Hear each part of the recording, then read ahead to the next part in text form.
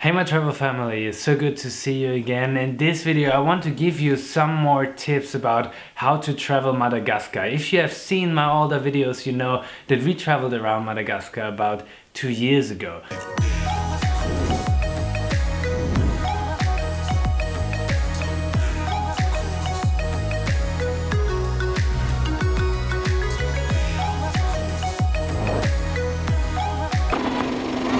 But there is a certain question I'm getting all over again, and I want to answer this question in this video because it's a really good one. And this question is about transportation in Madagascar. Pedro just sent me a question which says like, you speak in your videos that you get drivers at 50 euros per day. How can you book them in advance? Do you have contacts that you can give me? So I want to start with talking about transportation in Madagascar in general. So Madagascar is a small island. That's what you think, right? A tiny island next to Africa. But it's not. Madagascar is huge and you need some time to travel around this country for sure. We only covered a tiny little bit of the island and we traveled around Madagascar for about 3 weeks. I can also tell you that many of the streets are not really good, so it takes some time to travel from city to city. Some are really curvy, some of them are not well constructed, so you definitely need some time to travel around. So basically there are 4 different ways of transportation when you travel around Madagascar. First of all, of course, public buses. Public buses are cheap, they are full of people. We have never taken a public bus, so I cannot give you a proper review, but we talked to people who traveled around Madagascar with some public buses. It's possible. Of course, like I said, it's stuffed with people, but the main reason why we have never taken a public bus in Madagascar is that it takes some time. Like I told you, some of the roads are not really good, and those buses, they need some time to get around from city to city, and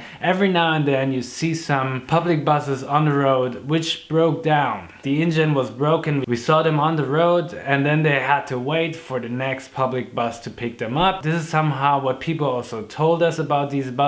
They are really cheap again, so if you want to travel cheap, if you got time, take them, but you need some time, sometimes even days, to get from one city to the other city. The second way of transportation is to travel by plane. What I can tell you about traveling by plane is that there's only one airline which can take you around Madagascar, and this is Air Madagascar. Taking a plane is freaking expensive, seriously. It costs you a couple of €100. I think it was 250 euros to get from the capital to Sainte-Marie, the island. We actually booked a plane ticket once from Antananarivo to Sainte-Marie because there was no other way for us to get there fast. But there's one important thing you need to know about Air Madagascar, and this is something also the locals told us. It happens a lot that they cancel the flights and you won't get any refund. So if you only have like a certain amount of days, taking a plane can really up your trip. Then of course there's another way to get around, and this is by booking a tour, like a big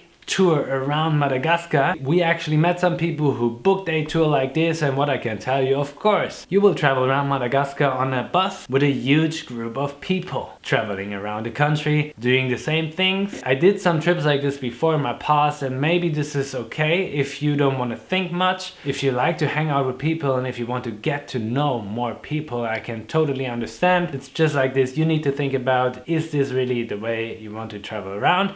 And I don't know about the prices right now, but maybe compare a private driver, and this is the 4th option, to a guided tour with a big amount of people. And the last way of transportation, of course, is to travel by private car, and this is what you guys were asking me, how to travel around with a private driver. Of course, booking a private driver sounds a little bit snobby, but seriously, as I just told you what other ways of transportation they are in Madagascar, it's not really easy to get around if you don't have enough time.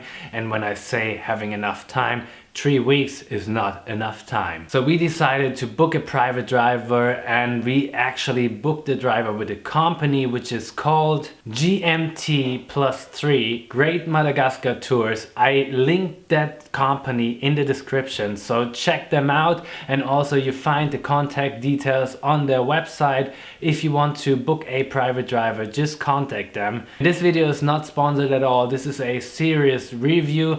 People were recommending us this company, so we tried it. So how does it work, like this whole private driver around Madagascar thing? you go to the website and you just send them an email, and you send them like which cities and which places you definitely want to see, like where you want to stay around about, how many days, and also which tours you want to do. And what they will do, they will send you back like a sheet, and they give you like a summary where the driver takes you to, like which cities, which tours you can do, how much this whole thing costs, and then you get like a full price for this whole thing. Like I said, for us it was around about 50 euros per day, but yeah, you can get like your own private deal once you decided where you want to go. Now you'll probably say, okay, I'm a backpacker, okay, I'm taking a private car, but I still want to be flexible. I want to see places like in the pace. I want to see places, maybe I want to stay longer, maybe I want to stay shorter. So what we did, we actually told them, yes, okay, those are the places we want to see, like roundabout, and those are the tours we want to do, and we don't want to book the hostels or the backpackers now in advance. All we want to do is to book the driver, and please let him take us around, and he can make the deals while taking us around Madagascar. This is what we did. So basically we were more flexible, that we could say like, oh, maybe we stay a day longer or shorter, as we haven't booked all the accommodation in advance. But what I can tell you, you got the risk right now, if you do it this way, that you're maybe not able to stay in the hostel of your choice, because of course you need to do some research on the trip while traveling around, and of course the driver can give you some feedback and tell you places which are nice, but then it could happen that those hostels or hotels are booked out. With tours we didn't really have a problem, because there was always a tour guide which was able to take us around. But yeah, this is the way to travel around Madagascar in a flexible backpacker style way. And if you're thinking right now, okay, I don't really get it, what happens with the driver? Like almost every place where you're staying on your trip around Madagascar, they have like a room for drivers. The rooms were seriously not the best. This is the truth, but this is how this system works if you want to travel around with the driver. And then there's one more thing which is also really interesting and probably good to know for you. Like I said before, we also flew to the island Sainte Marie, and of course we didn't have a driver on that way. So what happened was that the driver took us back to the capital of Madagascar, Antananarivo.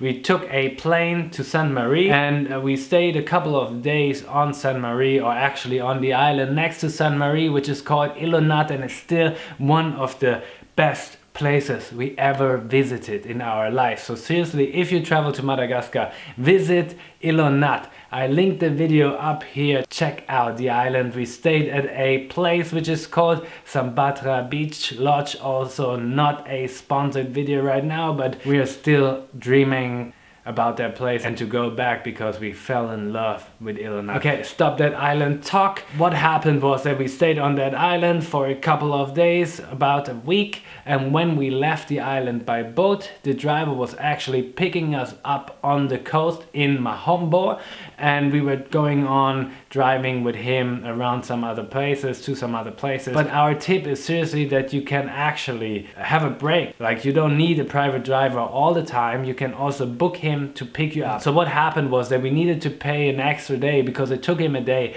to get to that place where he was picking us up. This was my summary on how to book a private driver when you travel around Madagascar. At the end, of course, it's your choice. Find the perfect way for you to travel around Madagascar. Maybe there are even some other companies where you can book a private driver. I don't know about them, seriously, but I wish to know about them. So post a comment if you got any other tips on how to travel around Madagascar. And if this video helped you, please give me a thumb up. If you got any other questions, if you got some feedback for me, if there's anything else you want to know, if you just want to say hi, please post a comment, and please subscribe to my YouTube channel, because this is the best help you can do for me, for us. Thank you so much for watching, and don't forget, keep on traveling.